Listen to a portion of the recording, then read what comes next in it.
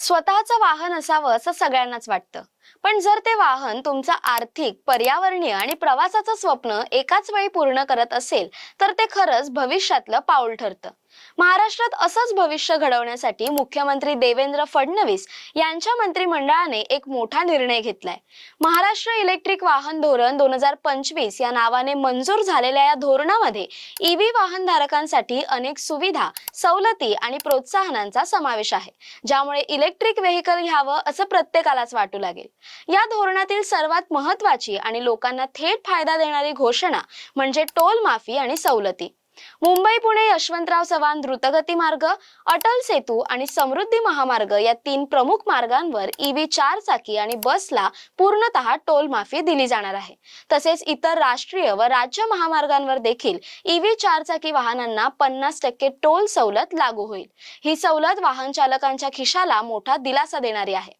सुमारे 1993 कोटी रुपयांचा निधी या योजनेसाठी राखीव ठेवण्यात आला आहे, जो पुढील 5 वर्षांमध्ये खर्च केला जाणार आहे. पण एवढ्यावरच सरकार थांबलेलं नाही. धोरणात ईव्ही वाहनांच्या खरेदीवर थेट सवलती जाहीर करण्यात आल्या आहेत. इलेक्ट्रिक दुचाकी, खासगी 4 चाकी, शासकीय व खासगी बस यांच्यावर 10% सवलत, तर माल वाहतूक करणाऱ्या 4 चाकी, ट्रॅक्टर, इलेक्ट्रिक हार्वेस्टिंग मशीन्सवर 15% सवलत.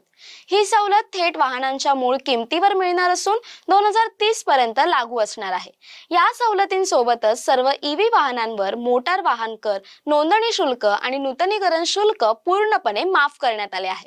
याचा अर्थ ईव्ही घेणं आता केवळ पर्यावरण दृष्ट्या जबाबदार निर्णय नाही, तर आर्थिक दृष्ट्या देखील शहाणपणाचा ठरणार आहे. हे ईव्हीज रस्त्यावर आले की प्रश्न असतो त्यांच्या चार्जिंगचा. म्हणूनच राज्य सरकारने प्रत्येक 25 किलोमीटर अंतरावर चार्जिंग स्टेशन उभारण्याचं ठरवलं आहे, विशेषतः राज्य व राष्ट्रीय महामार्गांवर. यामुळे लांब पल्ल्याचे प्रवास करतानाही ईव्ही वाहनधारकांना कुठेही अडचण येणार नाही.